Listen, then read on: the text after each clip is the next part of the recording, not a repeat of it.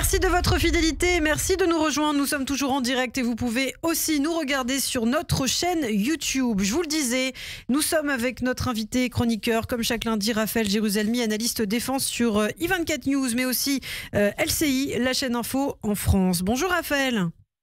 Bonjour. Merci beaucoup d'être avec nous comme chaque semaine. Alors on va commencer comme chaque lundi par la situation sécuritaire. Ce qui se passe à nouveau dans le nord d'Israël, au Liban notamment, avec ces opérations de Tsahal contre des terroristes du Hezbollah. Alors on avait l'impression que ça s'était calmé et finalement là le cessez-le-feu semble menacé. Qu'est-ce qu'on peut en dire? Qu'est-ce qui se passe concrètement là dans le nord d'Israël, Raphaël?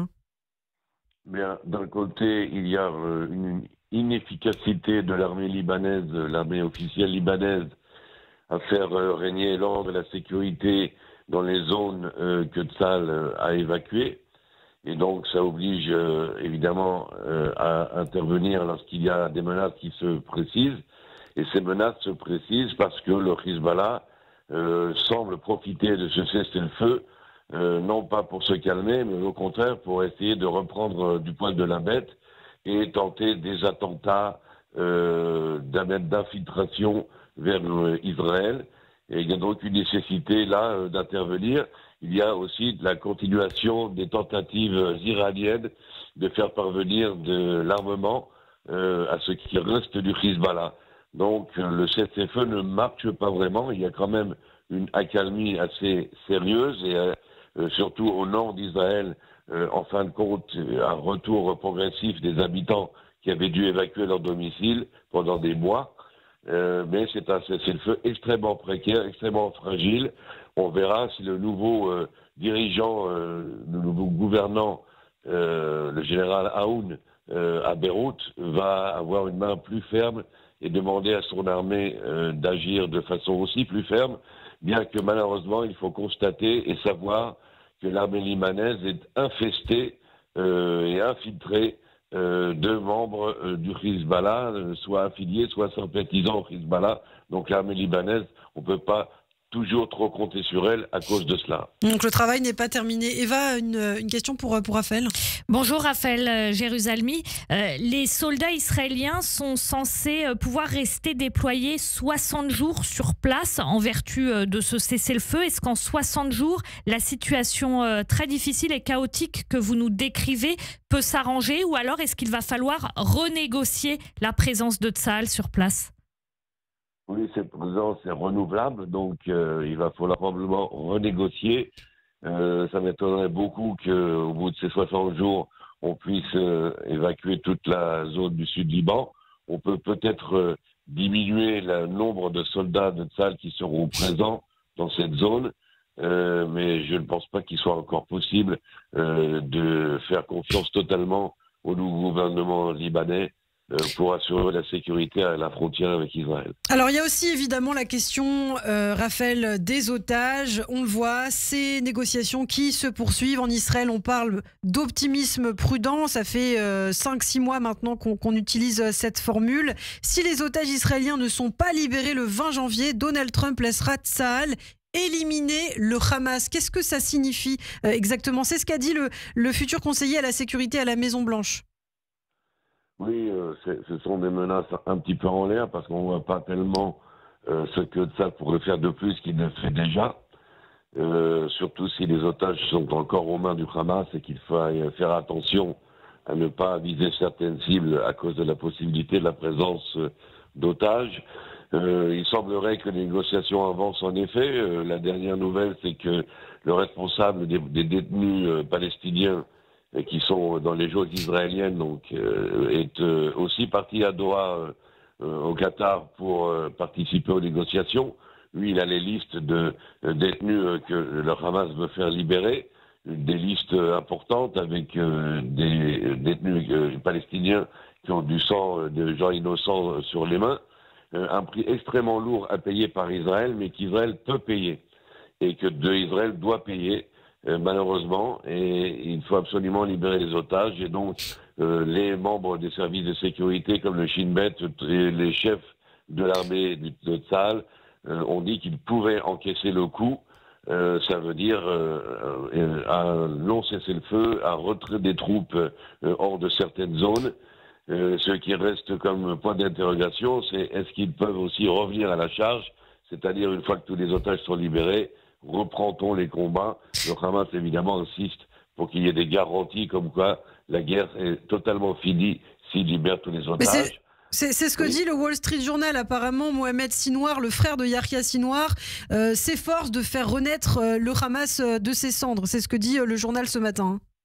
Oui, et il est encore plus fanatique que son frère, et à mon avis complètement cinglé. Donc c'est un personnage extrêmement dangereux, qui malheureusement détient des pouvoirs démesurés par rapport à ce qu'il est, et qui représente effectivement un danger pour la stabilité du jour d'après. Car si on cesse effectivement les hostilités, il faudrait envisager une alternative au Hamas, ce qui n'a pas été le cas. C'est un petit peu la faute des Israéliens aussi de ne pas avoir prévu de mettre quelqu'un à la place des gens du Hamas. Et donc ça c'est un danger qui est persistant. Mais comme je l'ai dit dans les médias, à court terme, il ne reste comme objectif principal à l'État d'Israël la libération des otages. Point. Un objectif principal. Par ailleurs, il y a aussi ces informations qui circulent. On parle de la libération de plus de 3000 prisonniers qui ont du sang sur les mains aussi dans les prisons israéliennes. Israël peut vraiment, à nouveau, comme on l'a fait pendant la libération de Gilad Shalit, libérer autant de terroristes, autant de prisonniers, Raphaël ? Oui, c'est pas tellement la quantité qui importe, c'est plutôt la nature de ces terroristes, les crimes qu'ils ont commis. Dans la première phase qui est prévue dans un possible accord, 1000 terroristes à peu près seraient libérés, mais ce sont en général des gens très âgés, des femmes, des mineurs, et pour beaucoup qui sont des petites mains du terrorisme, qui ne sont pas des grands terroristes. Par contre, dans la deuxième phase, en échange de ce que le Hamas appelle entre guillemets les soldats, le prix est beaucoup plus exorbitant, avec effectivement des terroristes très entraînés. Le Hamas exige en plus qu'ils ne soient pas rejugés si jamais ils étaient rattrapés. Ils ne peuvent pas être rejugés pour les crimes pour lesquels ils ont déjà été condamnés. C'est donc presque les gracier en même temps que les libérer, ce qui est assez aberrant. Une des possibilités, c'est que ces terroristes soient libérés, oui, mais pas renvoyés vers Gaza ou la Judée-Samarie, mais à l'étranger, qu'ils soient donc libérés, mais aussi extradés. Vous parliez de la Judée-Samarie, et ça aussi c'est intéressant parce qu'on voit qu'il y a quand même du mouvement ces derniers jours, aussi bien de lutte contre le terrorisme de Tsahal envers des groupes armés, mais aussi à l'intérieur même de mouvements palestiniens, c'est-à-dire l'autorité palestinienne qui se bat contre des groupes armés comme le djihad islamique, comme le Hamas en Judée-Samarie. Alors avec quel regard vous observez cette situation, Raphaël ? Oui, c'est pas la première fois que l'OLP d'Abou Mazen règle ses comptes avec le Hamas et le djihad islamique. Ce sont des adversaires jurés.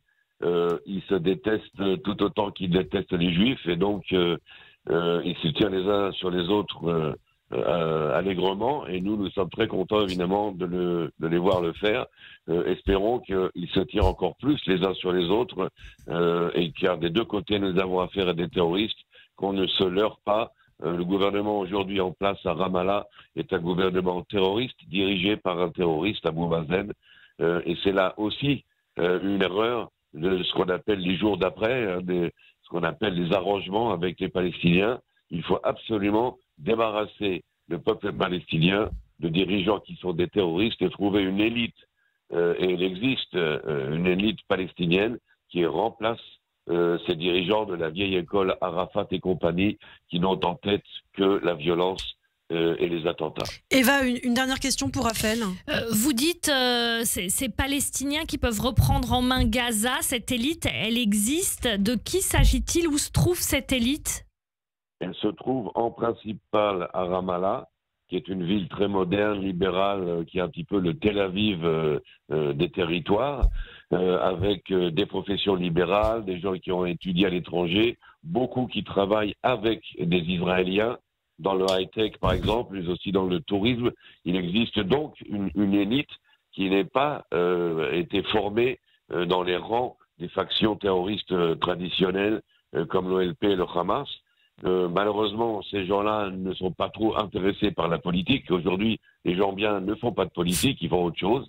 Et aussi du fait que c'est très dangereux pour eux de remplacer un éventuel ancien gouvernement palestinien. C'est dangereux parce qu'ils risquent évidemment d'en faire les frais. Il faudra assurer leur sécurité. C'est la même chose à Gaza, où certaines personnes qui avaient accepté de remplacer les dirigeants du Hamas ont été inquiétés et certaines même assassinées. Eh bien, merci beaucoup, Raphaël Jérusalemi. Merci pour ces informations. Comme chaque lundi, c'est un plaisir de vous entendre. Je vous dis à la semaine prochaine. Merci.